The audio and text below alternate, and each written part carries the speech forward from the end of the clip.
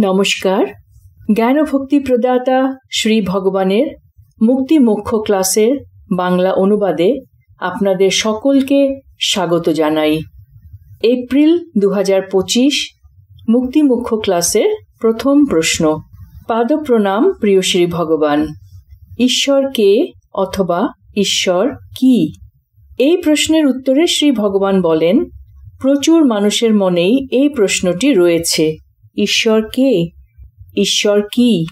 অনেক গভীর এবং বিস্তারিত আলোচনায় না গিয়ে সহজভাবে প্রশ্নটির উত্তর দেওয়ার চেষ্টা করব। অন্যথা আপনাদের উপর অহেতুক একটি বোঝ সৃষ্টি হবে। অল দ্যাট ইজ অর্থাৎ আমাদের চতুর্দিকে যা কিছু আছে তা অনন্ত, যার কিনা কোনো অন্ত অথবা শেষ নেই। অনেক অনেক লোকা আছে, অনেক অনেক প্রাণের অস্তিত্ব আছে, অনেক অনেক ঘটনা ঘটে চলেছে। এই সমস্ত কিছু নিয়েই অনন্ত অস্তিত্ব। এই অনন্ত অস্তিত্ব অর্থাৎ যা কিছু আছে সেই সমস্তই এক কম্পন দ্বারা পরিচালিত। সমগ্র বিশ্ব ব্রহ্মাণ্ড এক কম্পন। সমগ্র বিশ্বে যা কিছু আছে সেই সমস্তই এক কম্পন। অস্তিত্বের মূল কথাই হল কম্পন। এখন এই সমগ্র বিশ্বে আপনি একটি ক্ষুদ্র কণা অথবা একটি ছোট্ট অংশ। আপনারও একটি নিজস্ব কম্পন রয়েছে। আপনি যদি বিশ্বের কোনো একটি নির্দিষ্ট অস্তিত্বের সঙ্গে অথবা কোনো একটি বিশেষ জিনিসের সঙ্গে সম্পর্ক স্থাপন করতে চান, তবে আপনার কম্পাঙ্কের সঙ্গে সেই জিনিসটির কম্পাঙ্ক সমান হতে হবে। ধরুন, আপনার কম্পন অর্থাৎ আপনার ভাইব্রেশনের ফ্রিকোয়েন্সি অর্থাৎ কম্পনের অঙ্ক হল 1। এখন এই 1-এর কম্পনে যা রয়েছে তা যদি আপনার কম্পনের অঙ্কের সঙ্গে মিলে যায়, তবে আপনি সেই জিনিসটির অভিজ্ঞতা লাভ করবেন। ঠিক সেই রকম আপনার জন্য ঈশ্বর কি তা নির্ভর করবে আপনার ভাইব্রেশন অর্থাৎ আপনার কম্পনের উপর। ধরা যাক, আপনার কম্পাঙ্কের সঙ্গে সামঞ্জস্য হওয়ায় আপনি কোনো শক্তির উৎস অথবা কোনো আলোকপুঞ্জ, কোনো প্রকাশ দেখতে পেলেন, যাকে আপনার খুব দয়ালু, করুণাপূর্ণ এবং উপকারী বলে অনুভব হলো। 10 জন মানুষ এই একই শক্তির উৎস অথবা আলোকপুঞ্জের প্রকাশকে 10 রকমভাবে অনুভব করবে। কারণ এটিকে 10 জন দেখলেও এটিকে 10 জন মানুষ এই একই শক্তির উৎস অথবা আলোকপুঞ্জের প্রকাশকে দেখলেও সেটিকে 10 রকমভাবে অনুভব করবে, কারণ এদের প্রত্যেকের কম্পনের মাত্রা আলাদা।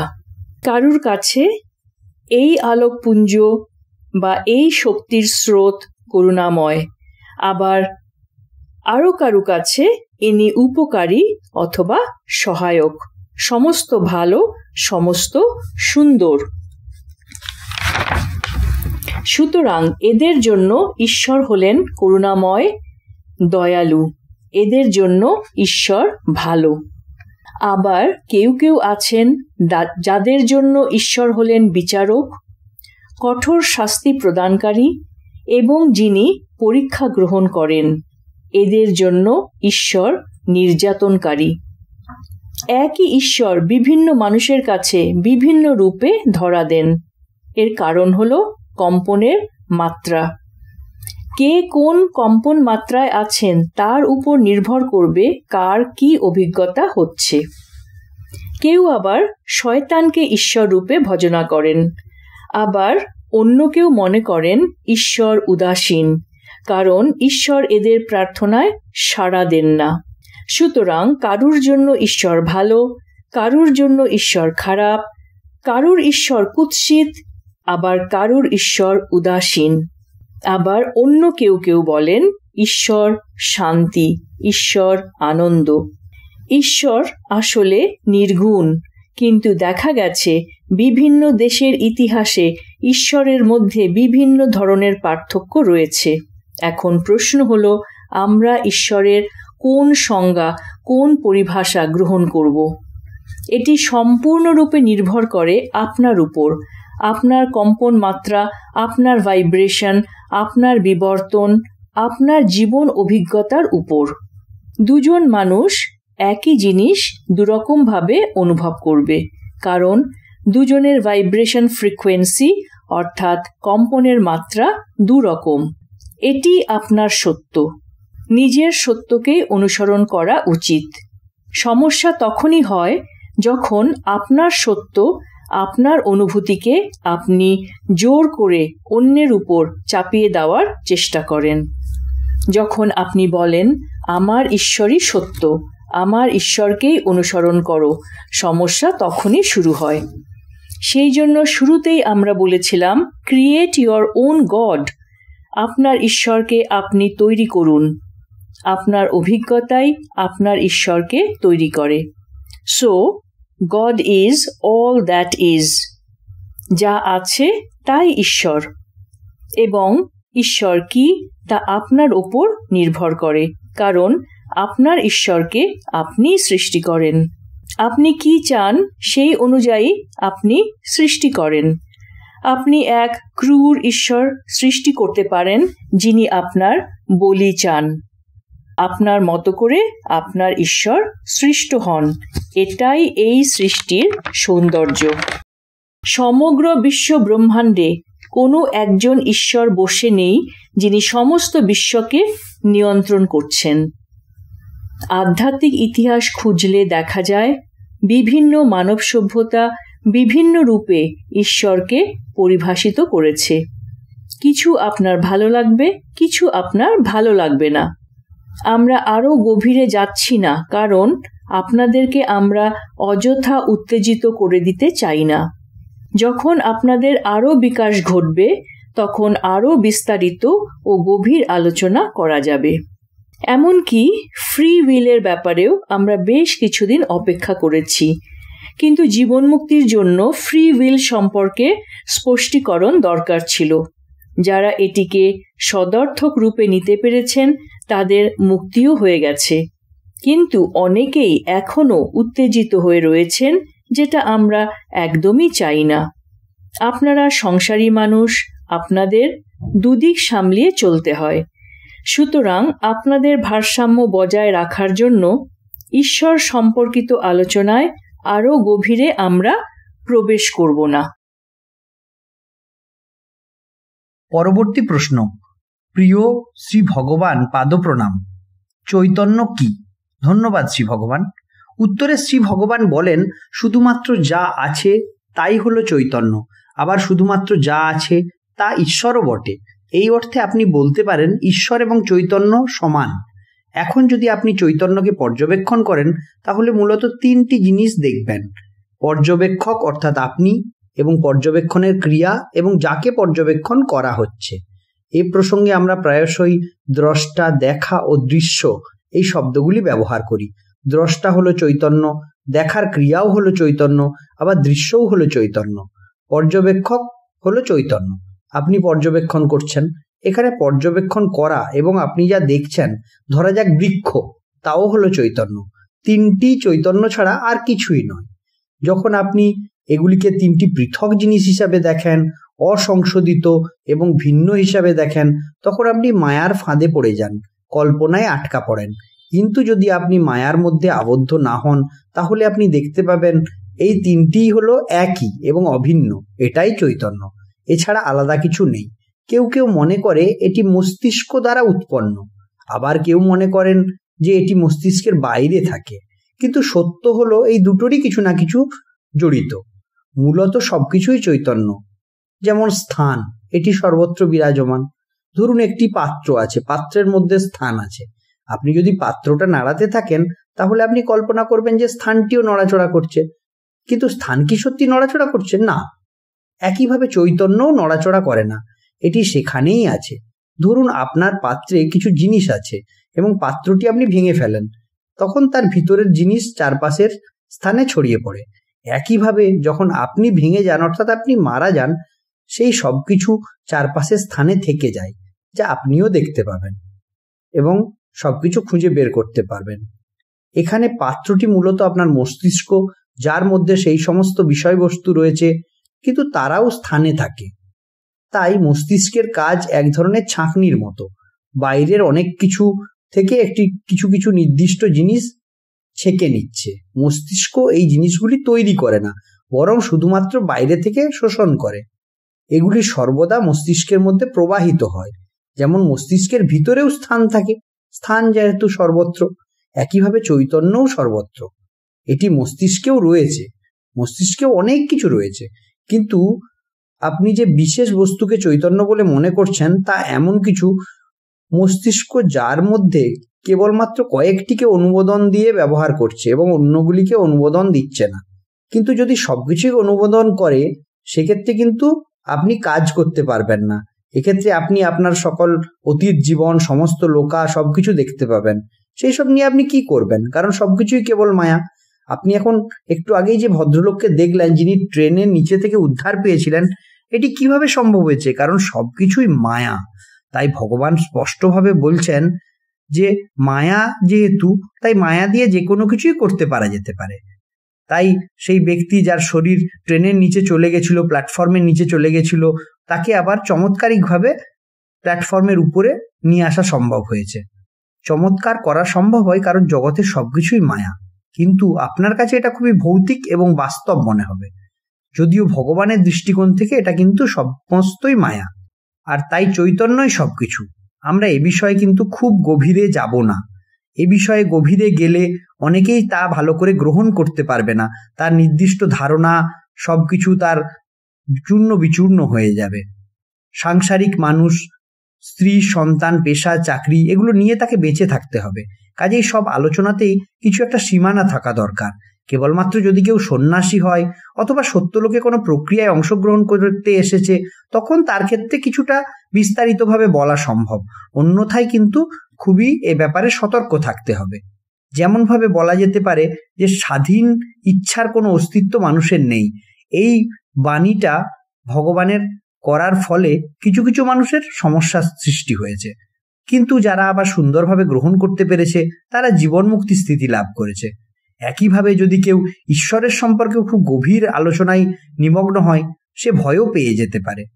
আবার একইভাবে চৈতন্যের ধারণারও খুব গভীরে প্রবেশ করলে মানুষ বিভ্রান্ত হতে পারে, সে হয়তো সামলাতে পারবে না।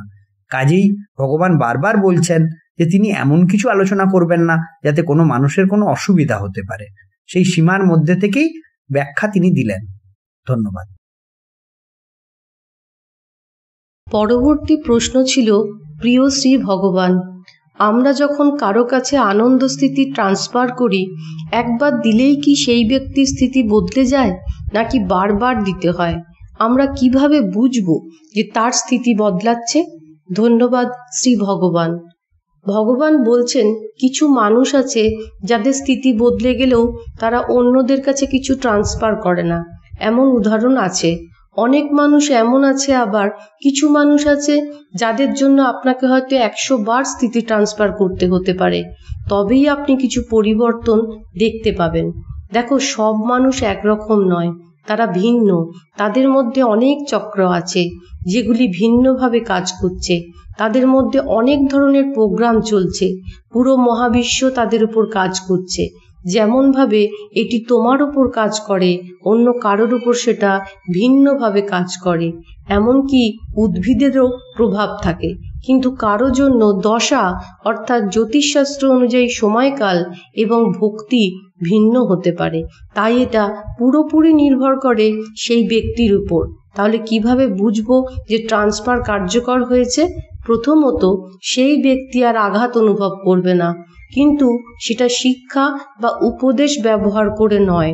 যেমন সব কিছু স্বয়ংক্রিয় হবে, কিছুই গুরুত্বপূর্ণ নয় এসব বলে নিজেকে বোঝানো নয়।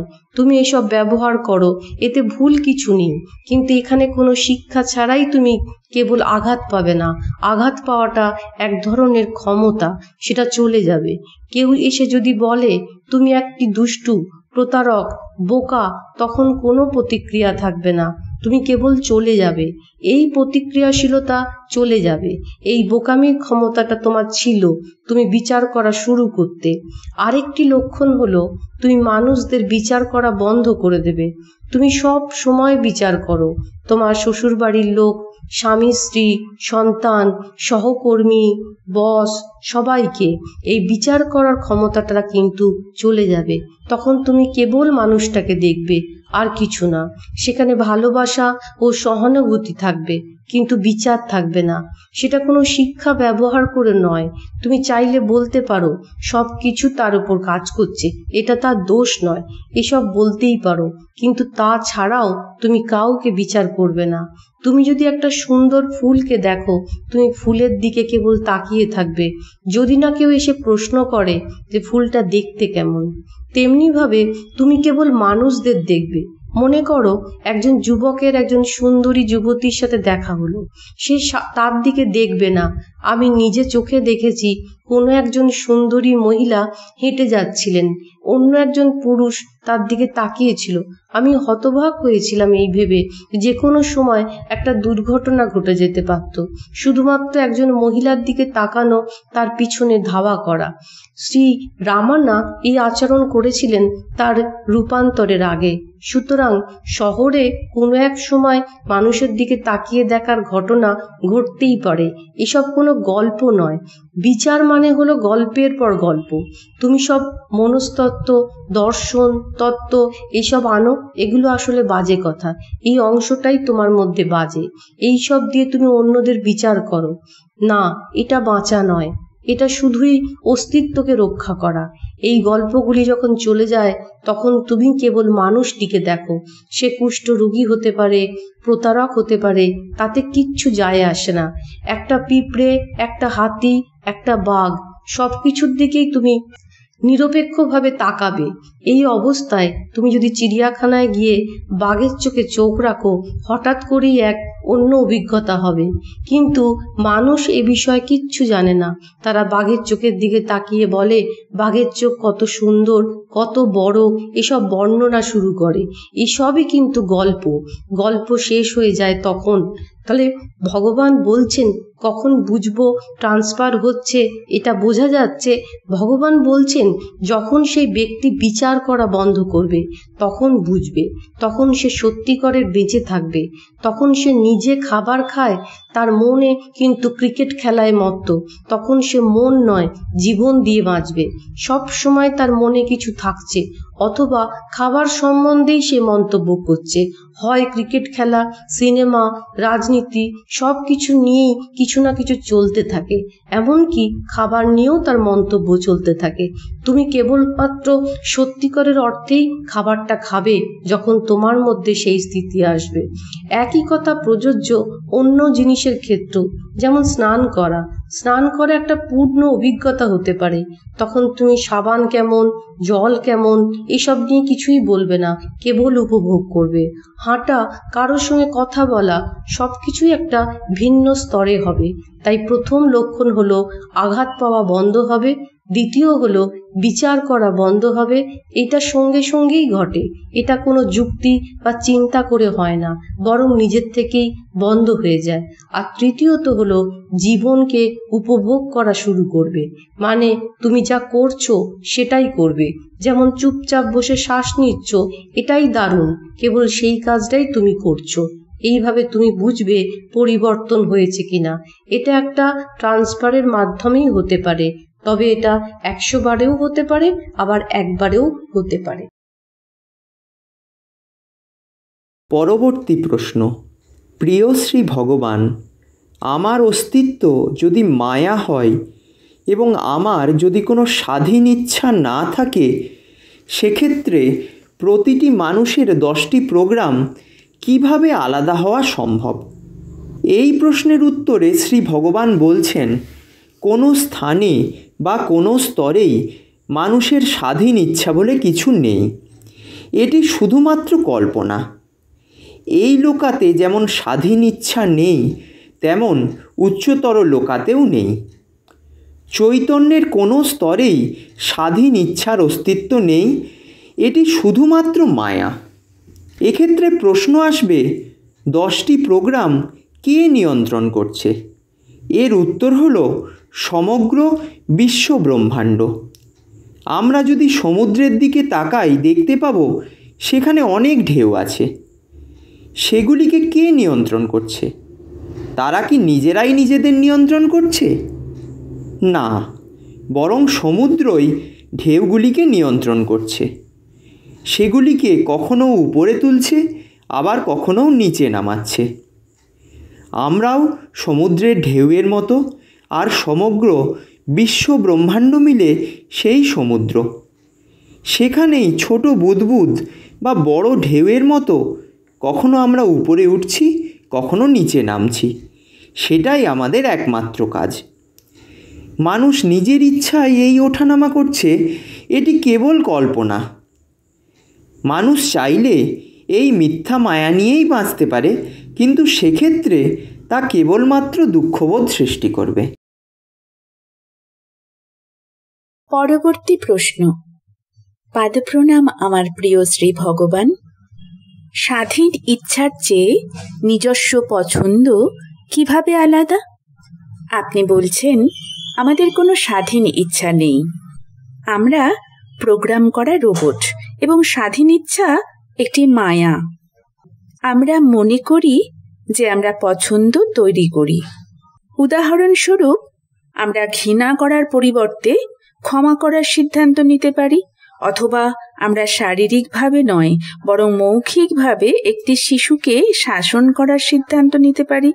আমরা সামাজিক অন্যায়ের বিরুদ্ধে দাঁড়াতেও বেছে নিতে পারি, অথবা নীরব এবং নিষ্ক্রিয় থাকার সিদ্ধান্ত নিতে পারি। তাই স্বাধীন ইচ্ছা থেকে নিজস্ব পছন্দ কিভাবে আলাদা ভগবান? ধন্যবাদ আমার প্রিয় শ্রী ভগবান। এই প্রশ্নের উত্তরে শ্রী ভগবান বলেছেন, হ্যাঁ, আপনি এটা করতেই পারেন, কিন্তু এটা স্বাধীন ইচ্ছা নয়। আপনি কল্পনা করেন যে এটি স্বাধীন ইচ্ছা, কিন্তু এটি স্বাধীন ইচ্ছা নয়। এটি আপনার কাছে স্বাধীন ইচ্ছা বলে মনে হয়, যা আবার মায়া। উদাহরণস্বরূপ, এখন আমি আপনার সাথে কথা বলছি। আমি সিদ্ধান্ত নিতে পারি যে আমি আমার ডান হাত তুলব। আমি এই সিদ্ধান্ত নিই এবং আমি আমার ডান হাতটি তুলি। এখন আপনি বলছেন যে আমি স্বাধীন ইচ্ছা ব্যবহার করার সিদ্ধান্ত নিয়েছি, তাই শরীরকে বলেছি এসো ওঠো, এবং তারপর সবকিছুই একটি আভাস। কিন্তু বাস্তবে এটি ইতিমধ্যেই নির্ধারিত। এটি কোনো দর্শন বা মনোবিজ্ঞান বা আধ্যাত্মিকতা থেকে বলছি না। এটি একটি পাক্কা বিজ্ঞান, এটি বিশুদ্ধ বিজ্ঞান, এটি একটি আধুনিক পশ্চিমী বিজ্ঞান। আমরা বিজ্ঞানের কথা বলি। হিন্দু বিজ্ঞান, মিশরীয় বিজ্ঞান বিভিন্ন ধরনের আছে। আমি কেবল আধুনিক পশ্চিমী বিজ্ঞানের কথা বলছি। যথেষ্ট প্রমাণ আছে, যথেষ্ট পরীক্ষা নিরীক্ষা করা হয়েছে যা প্রমাণ করে যে সিদ্ধান্তটি আগে থেকেই নেওয়া হয়েছিল, কিন্তু আমরা সেদিকে যাব না। আপনার মনে হচ্ছে যে সিদ্ধান্তটি আমি নিয়েছি যে হাতটা ওপরে তুলব, কিন্তু আসলে মস্তিষ্ক ইতিমধ্যেই ডান হাত তোলার সিদ্ধান্ত নিয়েছিল। আসলে এটি একটি মস্ত বড় বিভ্রম, বাস্তব বিভ্রম, একটি মহান বিভ্রম। এই বিষয়গুলো সম্পর্কে আপনি যদি আরো বিশেষভাবে জানতে চান, তবে আপনাকে কোনো মহান মস্তিষ্ক বিজ্ঞানীর সঙ্গে কথা বলতে হবে। তারা আপনাকে এই বিষয়গুলি সম্পর্কে পরিষ্কার ধারণা দিতে সক্ষম হবেন। পরবর্তী প্রশ্ন। পাদপ্রণাম প্রিয় শ্রী ভগবান। আমরা সবাই ত্রুটিযুক্ত পূর্ব পরিকল্পিত রোবট। এর মানে কি এই যে প্রতি রোবটের মুক্তিস্থিতির লাভ করা পূর্ব নির্ধারিত? তাহলে কি শুধু সময়ের তফাতে সবাই মুক্তিস্থিতি লাভ করবে? ধন্যবাদ শ্রী ভগবান। ভগবান বলছেন সবাই যে মুক্তিস্থিতি লাভ করবে এমনটা নয়। কারা কখন মুক্তিস্থিতি লাভ করবে তা যদি পূর্ব নির্ধারিত হয়, তাহলে তারাই শুধু সেই স্থিতি লাভ করবে, সবাই নয়। ধরা যাক চিলি বাবার কথা। পূর্ব নির্ধারিত ছিল যে তিনি কাঁচা লঙ্কা খেতে খেতে মুক্তিস্থিতি অর্জন করবেন। তাই তিনি সেইভাবেই মুক্তিস্থিতি লাভ করেন। এবার ধরা যাক চেন্নাইয়ের এক ভদ্রলোকের কথা। তিনি 3 বেলাই টিউবলাইট চিবিয়ে খেতেন এবং এই প্রক্রিয়ার মধ্য দিয়ে দারুণ স্থিতি অনুভব করতেন। অতএব কে বা কারা কিভাবে কখন মুক্তিস্থিতি লাভ করবে সবটাই ব্রহ্মাণ্ড দ্বারা পূর্ব নির্ধারিত। বুদ্ধদেবের ক্ষেত্রেও এমনটাই ঘটেছিল। মুক্তিস্থিতি লাভ করা ব্যক্তিরা এটি অনায়াসে অনুভব করতে পারে, কিন্তু যারা এখনো মুক্তিস্থিতি লাভ করতে পারেনি তাদের জন্য একটু মুশকিল। পাদপ্রণাম প্রিয় শ্রী ভগবান, তোমার অস্তিত্ব নেই যদি এই বাণীটা সবিস্তারে ব্যাখ্যা করেন। ধন্যবাদ শ্রী ভগবান। উত্তরে শ্রী ভগবান বলছেন, স্ব ইচ্ছা বলে কিছু হয় না। কখনো তোমার মনে হতে পারে বর্তমানে তোমার অস্তিত্ব আছে, কিন্তু আসলে তোমার কোনো অস্তিত্বই নেই। উদাহরণস্বরূপ ভগবান আরও বলছেন যে এই অনুভূতিটা বড় পর্দায় চলচ্চিত্র দেখার মতন।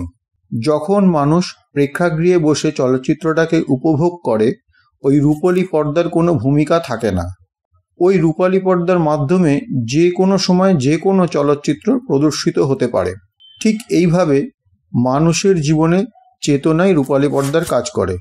যখন কোনো মানুষের চেতনা জাগ্রত হয় বা মুক্তিস্থিতি লাভ করে, সে দেখতে পায় তার কোনো অস্তিত্বই নেই। বিভিন্ন ঘটনা সময় অনুসারে ঘটে, তার কোনো নিয়ন্ত্রণ নেই। সে শুধু অন্তরে শান্তি ও আনন্দ অনুভব করে। পরবর্তী প্রশ্ন। পাদপ্রণাম প্রিয় শ্রী ভগবান। শ্রী ভগবান, এই বছরের সহস্রনাম হোম থেকে আমরা কি কি বিশেষ সুবিধা পাচ্ছি? ধন্যবাদ শ্রী ভগবান। উত্তরে শ্রী ভগবান বলছেন, দেখো, প্রতিটি হোমে আমরা কিছু না কিছু বিশেষ করি। এইভাবেই আমরা তোমাদের বড় করে তুলি। এইবার আমাদের মনোযোগ থাকবে তোমাদের উপস্থিতি অনুভব করানোর উপর। একবার তোমরা উপস্থিতি অনুভব করতে শুরু করলে আমরা দ্রুত এগিয়ে যেতে পারবো। তাই আমরা তোমাদের উপস্থিতির আরো গভীরে নিয়ে যাব। বর্তমান থাকা এক জিনিস, উপস্থিতিতে থাকা অন্য জিনিস। তোমরাও সেখানে পৌঁছতে চাইবে এবং তোমরা সেই উপস্থিতি অনুভবও করবে। এই মহাবিশ্বের সারমর্মই হলো উপস্থিতি, আর আমরা চাই যে তোমরা তা অনুভব করো এবং আরো গভীরে যাও। ধন্যবাদ প্রিয় শ্রী ভগবান। পাদপ্রণাম প্রিয় শ্রী ভগবান। আমরা আশীর্বাদ ধন্য যে আমরা শ্রী আম্মার জন্মদিনে দীক্ষা দর্শন পেয়েছি। এটি আমাদের উপর কি প্রভাব ফেলে এবং এই দর্শনের জন্য আমাদের কিভাবে প্রস্তুত হওয়া উচিত? ভগবান, ধন্যবাদ শ্রী ভগবান। এর উত্তরে শ্রী ভগবান বলেন, তোমরা শুধু আম্মাকে একজন সাধারণ মানুষ হিসেবে দেখো, তেমন কিছু হবে না। কিন্তু যা জানা উচিত তা হলো আম্মা অষ্টলক্ষ্মীর প্রতিনিধিত্ব করেন। তিনি সেটিই উপস্থাপন করছেন, আর এটা জানা খুব গুরুত্বপূর্ণ। তুমি যা চাও তার উপর নির্ভর করে তুমি তা পাবে। ব্যাপারটা হলো, যদি তুমি বোঝো যে আম্মা অষ্টলক্ষ্মীর অর্থকে প্রতিনিধিত্ব করছেন এবং তুমি তা খুব করে চাও এবং তার জন্য প্রার্থনা করো এবং আম্মা আশীর্বাদ দেন, তাহলে খুব সম্ভবত তুমি তা পেয়ে যাবে। এটি বেশিরভাগই ইহমের উপর ভিত্তি করে হবে। আম্মার কাজ ইহমের উপর ভিত্তি করেই হয়, আম্মার শক্তি ইহমের উপর। সেই জন্য তুমি দেখবে আম্মা সমস্ত গয়না পরে থাকেন, যাতে তোমাদের আরও অনুপ্রাণিত, উদ্বুদ্ধ এবং এগিয়ে দিতে পারেন। অনেকে বলেন, আম্মা, আমরা সেই গয়নাগুলো পরতে চাই যা আপনি পরেছেন। এই গয়নাগুলো মানুষই দিয়েছে এবং যা তুমি পরে আছো তার অনেকটাই মানুষই দিয়েছে। এর বেশিরভাগই আয়কর দপ্তর নিয়ে গেছে, কিন্তু যা আছে আম্মা তা ব্যবহার করেন। অনেক মহিলা আমাকেও দর্শনে বলেছেন যে আমরা আম্মার মতো গয়না পরতে চাই। এই কারণেই তিনি অষ্টলক্ষ্মীর প্রতিনিধিত্ব করছেন, আর সেই জন্যই এই সমস্ত গয়না পরছেন। না হলে আম্মা খুব সাধারণ মানুষ। তিনি নিজের খাবার নিজেই রান্না করেন, কারো সাহায্য নেন না, কিন্তু তিনি এই সমস্ত মানুষেরই প্রতিনিধিত্ব করেন এবং যারা তা জানে তারা বিপুল আনন্দ পায়। আর পরম ক্ষেত্রে তিনি মূলত দুটো জিনিস সামলাবেন। একটি হলো আঘাত না পাওয়া, কোনো শিক্ষা বা কোনো কিছু ছাড়াই সহজেই তুমি আঘাত পাবে না। আরেকটি হলো তুমি মানুষকে বিচার করা বন্ধ করবে, কোনো সমস্যা হবে না, এটি স্বয়ংক্রিয়ভাবে হবে। তোমার মধ্যে কিছু পরিবর্তন হবে যার মাধ্যমে তুমি মানুষকে আর বিচার করবে না। এটাই তুমি আম্মার দর্শনে পাবে। এগিয়ে চলো। পরবর্তী প্রশ্ন। পাদপ্রণাম প্রিয় শ্রী ভগবান। শ্রী আম্মা ভগবানের সঙ্গে এক বন্ধন গড়ে তুলতে কোন পথটি শ্রেয়? স্টেইং উইথ হোয়াট ইজ, অর্থাৎ যা আছে তার সঙ্গে থাকা, নাকি প্রার্থনা করা অথবা পরমজ্যোতি মূলমন্ত্র জপ করা? কোনটি করা শ্রেয়? দয়া করে আমাদের পথ নির্দেশ করুন। উত্তরে শ্রী ভগবান বলেন, বিভিন্ন মানুষের জন্য বিভিন্ন জিনিস কাজ করে। এইগুলোর মধ্যে কোনটি আপনার জন্য কাজ করবে তা আপনাকেই খুঁজে নিতে হবে। এর পরের প্রশ্নে এক ভক্ত শ্রী ভগবানকে জিজ্ঞেস করেন, আমি যখন অন্য কারোর জন্য প্রার্থনা করি তখন তা পূরণ হয়, কিন্তু যখন নিজের জন্য প্রার্থনা করি তখন তা পূর্ণ কেন হয় না? ধন্যবাদ শ্রী ভগবান। উত্তরে শ্রী ভগবান বলেন, এটা খুব সহজ। কর্মের পার্থক্যের দরুন এরকমটা হয়। অন্যদের কর্ম অনুযায়ী অন্যদের জন্য করা প্রার্থনা পূরণ হচ্ছে, আপনার কর্ম অনুযায়ী আপনার প্রার্থনা পূর্ণ হচ্ছে না। পরবর্তী প্রশ্ন। পাদপ্রণাম প্রিয় শ্রী ভগবান, ভক্তি এবং মুক্তির মধ্যে পার্থক্য কি? এই প্রশ্নের উত্তরে শ্রী ভগবান বলছেন, মুক্তিস্থিতি লাভ করলে প্রাথমিকভাবে একজন ব্যক্তি অন্যের কথায় মানসিকভাবে আহত হন না এবং তার আন্তরিক বার্তালাপ থেমে যায়।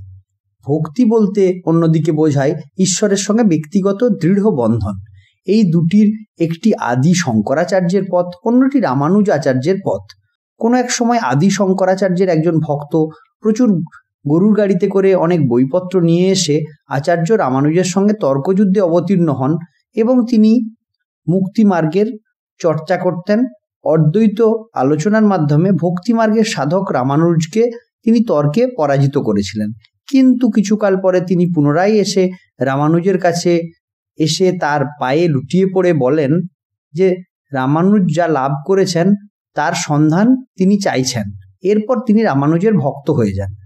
একইভাবে ব্যক্তিগতভাবে কোনো একজন ব্যক্তি মুক্তিস্থিতি লাভ করতে চায় নাকি ঈশ্বরের সঙ্গে দৃঢ় বন্ধন চায়, সেটা একান্তই তার নিজস্ব সিদ্ধান্ত। যীশুখ্রিস্ট বৌদ্ধ ধর্মের বিভিন্ন শিক্ষা সম্পর্কে যথেষ্ট অবগত ছিলেন, কিন্তু নিজে তিনি ভক্তিমার্গ অনুসরণ করতেন। আবার নামদেব এবং জ্ঞানদেবের মধ্যেও একজন ভক্তিমার্গ, অন্যজন মুক্তিমার্গের সাধক ছিলেন। এই পৃথিবীতে এরকম একাধিক বিকল্পের অস্তিত্ব আছে, তাই কোনো একজন ব্যক্তি কোন পথ অনুসরণ করবে সেটি সম্পূর্ণ তার নিজস্ব সিদ্ধান্ত। পরবর্তী প্রশ্ন ছিল, প্রিয় শ্রী ভগবান, পাদপ্রণাম ভগবান, দয়া করে আমাদের মঙ্গলবারের স্বর্ণযুগের প্রোগ্রামের তাৎপর্য এবং সেইখানে ভক্তদের ভূমিকা সম্পর্কে বলুন। ধন্যবাদ শ্রী ভগবান। ভগবান বলছেন, দেখো, ভক্তরাই দেশের জন্য অত্যন্ত গুরুত্বপূর্ণ। আমরা যে ৮১,০০০ মানুষের কথা বলছি সেটা হলো এমন একটা নির্দিষ্ট সংখ্যক মানুষ তৈরি করা যারা ওই অবস্থা অর্থাৎ আত্মিক পরিবর্তনের অবস্থাতে পৌঁছেছে এবং যারা সেই অবস্থাকে পরম জ্যোতির মাধ্যমে প্রার্থনার দ্বারা অন্যের মধ্যে স্থানান্তর করতে পারে। এর জন্য ৩টি শর্ত আছে, যেমন প্রথমত তাদের সেই অবস্থায় থাকতে হবে, দ্বিতীয়ত তাদের মধ্যে প্রার্থনার শক্তি থাকতে হবে, তৃতীয়ত তারা বাস্তবে প্রার্থনা করবে। এখন যদি ৩০ জনের কম মানুষ প্রার্থনা করে তাহলে স্থানান্তর খুব কার্যকর হবে না, কিন্তু মূল নীতি অনুযায়ী সর্বনিম্ন সংখ্যা ৩ জন যদি একসঙ্গে প্রার্থনা করে তাহলে তার শক্তি হয় ৯। 4 জন হলে শক্তি হয় 16, মানে সংখ্যাটির বর্গ হয়।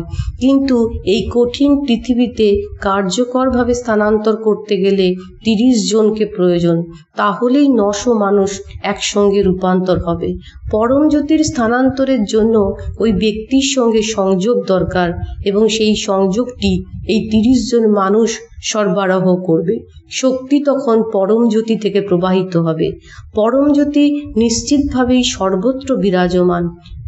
বিশ্বগুরু বা স্বর্ণযুগ প্রোগ্রামে যখন মন্দিরে অনুষ্ঠিত হয়, তখন পরম জ্যোতি সেই বিগ্রহে প্রবেশ করে ওই দেবতা বা দেবী রূপে। সেখান থেকে শক্তি প্রবাহিত হয় এবং যে ব্যক্তি সেটি গ্রহণ করে তার রূপান্তর ঘটে, প্রায় সঙ্গে সঙ্গেই ঘটে। ভক্তদের ভূমিকা বিশ্বকে রূপান্তরিত করা, কাউকে আমাদের অনুসরণকারী বানানো নয়। যদি কেউ খ্রিস্টান হয়, সে তার খ্রিস্ট ধর্মের সত্যকে খুঁজে পাবে। যদি মুসলিম হয়, তাহলে সে ইসলামের সত্য খুঁজে পাবে। বৌদ্ধ হলে বৌদ্ধ সত্য খুঁজে পাবে। তাদের বিশ্বাস বা ধর্মে হস্তক্ষেপ করার কিছু নেই, বরং সেটাকে বাস্তব করে তোলা আমাদের কাজ। কিন্তু মুসলিম দেশে এমন একটি সক্রিয়ভাবে হচ্ছে, এটা নির্ভর করে তাদের ইচ্ছার উপর। এখন আমাদের বহু ভক্ত জ্ঞানদীপ্ত হচ্ছেন, অনেকেই রূপান্তরের শক্তি লাভ করেছেন। এটা সাধারণ প্রার্থনার শক্তি নয়, এটা স্থিতি স্থানান্তরের প্রার্থনা শক্তি। এক্ষেত্রে সেই শক্তি সাধারণ প্রার্থনা শক্তি নয়, এটি আলাদা। এগুলি মানুষের স্থিতির পরিবর্তন করে, তখন তারা প্রার্থনা করে এবং এটা ঘটে। এটাই ভক্তদের কাজ। এবং যদি সব কিছু ঠিকঠাক চলে, আমরা খুব তাড়াতাড়ি স্বর্ণযুগ আনতে পারবো। 10 থেকে 20 বছরের মধ্যেই হয়তো গোটা মানব জাতির জন্য এটা সম্ভব হবে। তাহলে সমস্যা কি? আমরা এই 81,000 সংখ্যায় আটকে আছি। মানুষ আসছে ঠিকই, কিন্তু তারা একেবারেই সিরিয়াস নয়। অনেকে মুক্তিমোক্ষ ক্লাসে নাম লেখায়, কিন্তু খুব কমই লোক সেখানে উপস্থিত হয়। তুমি না এলে আমরা তোমার উপর কাজ করতে পারি না। মানুষ যদি গুরুত্ব দেয়, তবেই সে সফল হতে পারবে। তাহলে যদি কেবল শুধু তুমিই থাকো, কি হবে? জানতে হবে 7,000 বছর আগে বিশ্বব্যাপী এক ধ্বংস হয়েছিল। এ বিষয়ে বৈজ্ঞানিক প্রমাণ আছে, পুরাতাত্ত্বিক বা ঐতিহাসিক নয়, বৈজ্ঞানিক প্রমাণ। সেটা ছিল একটি পরমাণু যুদ্ধ, একটি অত্যাধুনিক পারমাণবিক যুদ্ধ, যার ফলে অধিকাংশ মানব জাতি ধ্বংস হয়ে গেছিল। আমাদের পূর্বপুরুষেরা যারা বেঁচে ছিলেন, তাদের থেকে আজকের এই 8.3 বিলিয়ন মানুষের উৎপত্তি। এখন আবার একই ঘটনার সম্ভাবনা রয়েছে। মানুষ এমন সময় ধ্বংস হয়ে যাবে, তখন তারা হয়তো খাবার খাচ্ছে বা স্ত্রীর হাত ধরে হাঁটছে, এক মুহূর্তে তারা ভস্মীভূত হয়ে যাবে। এর প্রমাণও আছে, যেমন যে জায়গায় পারমাণবিক বিস্ফোরণ হয়েছিল, সেখানে স্বামী স্ত্রীর হাত ধরে হাঁটছিলেন, একসঙ্গে মারা যান, তাদের হাড় পাওয়া গেছে। একসঙ্গে এত উচ্চ তাপমাত্রায় হাড়গুলি গলে মিশে গেছে। ভারতের কিছু জায়গাতেও এমন কিছু ঘটেছিল এবং তার পুনরাবৃত্তি হওয়ার সম্ভাবনা প্রবল। এগুলো সত্যিই ঘটেছিল এবং এই ঘটনাগুলি আসলে আবার ঘটার সম্ভাবনা প্রবল হচ্ছে। মানুষ আসলে পাগল। এই কারণেই সত্যলোকে গেলে তুমি দেখতে পাবে একটি বোর্ডে লেখা আছে, মানুষ পাগল। সে এমন এক প্রাণী যে নিজেকে এবং অন্য সবাইকে ধ্বংস না করা পর্যন্ত বিশ্রাম নেবে না। আমরা সেই দিকেই এগিয়ে যাচ্ছি। কিছু মানুষ বলে, ভালোই তো, সবাই একসঙ্গে চলে যাব, এটা মানুষের নিজের পছন্দ। তবে একটা ভালো দিক হতে পারে, মৃত্যু খুব দ্রুত হবে। হয়তো তুমি বাষ্পে পরিণত হবে, হয়তো হাড় মাংস মিলিয়ে গলে যাবে, এমনকি স্বামী স্ত্রীর হাড় পর্যন্ত একসাথে গলে যাবে। এ বিষয়ে আমি আরো বিস্তারিত দিতে পারি, কিন্তু তুমি নিজে গিয়ে যাচাই করে নিতে পারো, এটাই ভালো কিছু নয়। তবে সত্যি তুমি চাইলে যাচাই করতে পারো। এই ঘটনা আবার ঘটার সম্ভাবনা অত্যন্ত বেশি। কিন্তু যদি কিছু সংখ্যক মানুষও থাকে, তবে আমরা ঘটনা প্রবাহে প্রভাব ফেলতে পারি। কিন্তু যেখানে সাড়া পাওয়া যায় না, কিছু মানুষ হলেও কিছু কালো টুপি অর্থাৎ খারাপ মানুষ সব কিছু নষ্ট করে দেয়। তখন ধ্বংস আবার ঘটে এবং আমাদের কাঙ্ক্ষিত সংখ্যা ৮১,০০০-এ আমরা পৌঁছতে পারি না। এটাই হচ্ছে ভবিষ্যৎ। আর একটা বিষয় হলো ৭,০০০ বছর আগেও যখন সেই ধ্বংসযজ্ঞ হয়েছিল কিছু মানুষ বেঁচে গিয়েছিল, তাদের বংশধরই আমরা। একইভাবে আমরা চাই আমাদের ভক্তরাও বেঁচে থাকুক। আমাদের পরিকল্পনা হলো সেই বিশ্ব জুড়ে যখন হাজার মানুষও বেঁচে থাকবে, তাদের সবাইকে সেই কয়েক হাজারের মধ্যেও যেন আমাদের ভক্তরা থাকে। আর যদি তাও সম্ভব না হয়, তাহলে অন্তত আমরা চাই আমাদের ভক্তরা যেন নরকে না যায়, বরং উচ্চ লোকগুলিতে আমাদের সঙ্গে থাকে। যদি তারা এখানে ভস্ম হয়ে যায়, অন্তত তারা যেন উচ্চতর জগতে আমাদের সঙ্গে থাকে। এটাই আমরা চেষ্টা করছি। আমরা এ নিয়ে বেশি কথা বলবো না, কারণ এতে অনেকের মধ্যে ভয় ঢুকে যেতে পারে। তবে আমরা চাইলে তোমাকে ছবিও দেখাতে পারি, যেমন সেই স্বামী স্ত্রীর হাড়ের ছবি, যেগুলো বিজ্ঞানসম্মত প্রমাণসহ পাওয়া গেছে। এগুলি সব এখন পরিষ্কার। বিভিন্ন দৃষ্টিকোণ থেকে এটা বিশুদ্ধ বিজ্ঞান, এতে কোনো কল্পনা নেই, একেবারে সঠিক বিজ্ঞান। এটা অস্বীকার করার কিছু নেই যে ৭,০০০ বছর আগে এটা ঘটেছিল। পরবর্তী প্রশ্ন। পাদপ্রণাম শ্রী ভগবান, স্বাধীন ইচ্ছার কোনো অস্তিত্ব নেই, এই শিক্ষাটি একজন জীবন মুক্তিস্থিতি প্রাপ্ত ব্যক্তি কিভাবে একজন মুক্তিস্থিতি লাভ না করা ব্যক্তির থেকে ভিন্নভাবে উপলব্ধি করেন? এই প্রশ্নের উত্তরে শ্রী ভগবান বলছেন, জীবন মুক্তিস্থিতি লাভের পর একজন ব্যক্তি খুব স্পষ্টভাবে অনুভব করতে পারেন যে স্বাধীন ইচ্ছার কোনো অস্তিত্ব নেই, ঠিক যেভাবে রামণ মহর্ষি অনুভব করেছিলেন।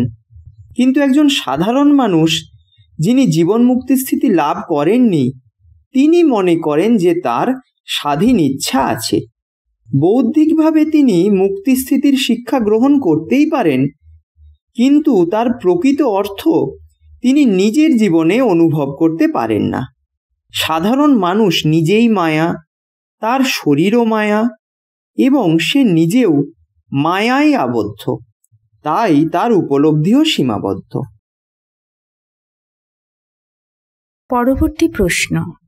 পাদপ্রণাম আমার প্রিয় শ্রী ভগবান, আমাদের কি শুধুমাত্র একটি অতীত জীবন আছে, নাকি আমরা বিভিন্ন অতীত জীবনের সমষ্টি? আমাদের বর্তমান ব্যক্তিত্ব কি অতীত জীবনের সাথে সম্পর্কিত? ধন্যবাদ আমার প্রিয় শ্রী ভগবান। এই প্রশ্নের উত্তরে শ্রী ভগবান বলেছেন, দেখো, এই পৃথিবীতে যবে থেকে মানুষ এসেছে তাদের প্রত্যেকের জীবনই অতীত জীবন। প্রশ্নটা হলো, এখন তোমার মধ্যে কতগুলি অতীত জীবন প্রবাহিত হচ্ছে? সমস্ত কিছুর মূল কিন্তু সেই পূর্ণবৃত্ত, ওরা সবাই তোমার অতীত জীবন। তুমি কেবল তাদেরই একজন মাত্র।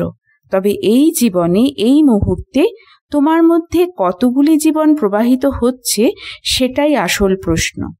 আমরা বহু বছর ধরে এই অতীত জীবন সম্পর্কিত কাজ করছি। বহুবার দেখা গেছে, বিশেষ করে পশ্চিমী দেশগুলির মানুষেরা বলেছে, আমি সেই রোমান সৈনিক যে যিশুর দেহে বর্ষা ঢুকিয়েছিলাম। আবার সেই একই ব্যক্তি বলেছে, আমিই ছিলাম পন্তিয়াস পিলাতে, যিনি যিশুকে শাস্তি দিয়েছিলেন। এমনকি আবার বলেছে, আমি যিশুই ছিলাম যাকে ক্রুশবিদ্ধ করা হয়েছিল। এটা শুধু এক দুজন নয়, বহু বহু মানুষ এমনই বলেছেন। সুইডেন, নরওয়ে, ডেনমার্ক থেকে এসেছেন, ওরা এখানে থেকেছেন। আমরা ওদের তখন চিনতামও না। আমাদের কাছে এই সমস্ত ঘটনার নিয়মিত রেকর্ড আছে। একই ব্যক্তির এই সব চরিত্র ছিল। এই মানুষজন খুব সৎ, আন্তরিক ছিলেন, আর আমাদের কাছে উপায় ছিল যাচাই করার তারা মিথ্যা বলছে কিনা সত্য বলছে। এটা যাচাই করার আমাদের কাছে উপায় ছিল। যাচাই করে দেখা গেছে এগুলি একেবারেই সত্য। সমস্ত বাসনা অর্থাৎ মানসিক ছাপ বা প্রবণতা প্রবাহিত হচ্ছে। সে নিজে যিশু ছিল, সেই যাকে যিশুর প্রতি আদেশ দেওয়া হয়েছিল, এবং সেই যিনি যিশুর দেহে বর্ষা ঢুকিয়েছিল। সবাই এক, কিন্তু আমরা বলতে পছন্দ করি এইগুলি আমার অতীত জীবন। আসলে বলা উচিত এই জীবনগুলো আমার মধ্যে প্রবাহিত হচ্ছে। সত্যি বলতে কি, যে জীবন বেঁচে ছিল সেটাই তুমি ছিলে। আসলে পৃথিবীতে যদি 8.3 বিলিয়ন মানুষ থাকে তাহলে তুমি সেই 8.3 বিলিয়ন। তুমি ভাবছো তুমি আলাদা, সেটাই একটা বিভ্রম, আরেকটা বড় বিভ্রম। তোমার যদি একটা পোষা কুকুর থাকে, তুমি সেই কুকুর। তুমি যদি একটা ছাগল খাও, তুমি সেই ব্যক্তি যে ছাগলটিকে হত্যা করেছ। আর সেই ছাগল কে ছিল? তুমি নিজেকে হত্যা করেছ। তুমি জল্লাদ হয়ে নিজেকে হত্যা করেছ এবং পরে নিজেকে খেয়েছ।